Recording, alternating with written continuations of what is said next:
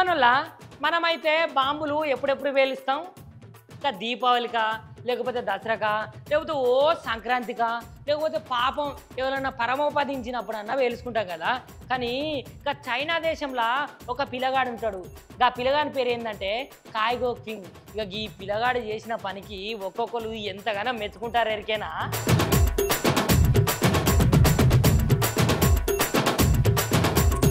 అయితే ఆ పిల్లగాడు ఏం పని చేసిండు, ఆ పిల్లగాడు ఎట్ట చేసిండని మీరు అనుకోవచ్చు.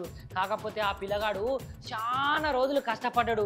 పాపం వాళ్ళ బాపమ్మది వర్ధంతి ఉన్నట్టున్నది. ఇక వాళ్ళ బాపమ్మ వర్ధంతి కోసం ఆయన కష్టపడి ఒక బాంబుల చుట్టను తయారు చేసిండులా. ఇక బాంబుల చుట్టను తయారు చేసి ఒక్కటేసారి గాల్లకేసి పేలితే అది 502 అడుగులు పైకి పోయి పేలింది. అరే గన్లో ఏం చిత్రం ఉన్నది అని మీరు అందరూ అనుకోవచ్చు.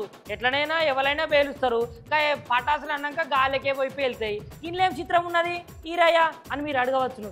కాకపోతే అసలు చిత్రం గిన్నెనే ఉన్నదిలా. ఎందుకంటే అది పైకి పోయేటప్పుడు కిందికి వస్తుంది కదా, అది ఒక నిచ్చెనలాగా పేలుకుంటా పేలుకుంటా పేలుకుంటా 502 అడుగులు వేయింది.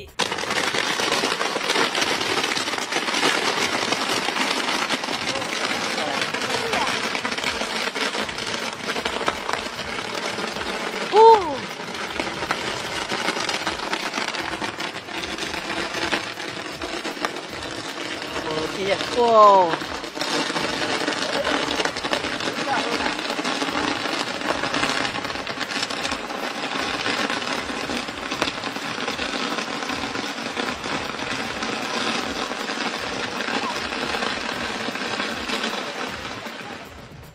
ఇక చూసిర్రా, ఈ చిత్రం కాకపోతే మరేమవుతుంది? ఇక నిజంగానే గల బాపమ్మ పైన ఉన్నదనుకో, ఇక మెట్ల మీదకి వెళ్ళి కిందికి వచ్చి, ఇక బిడ్డ నువ్వు చల్లగుండ్రా, ఇట్లాంటి చిత్ర విచిత్రాలు మంచిగా చేయరా జనాలందరికీ అని ఆశీర్వదించునో ఏమో.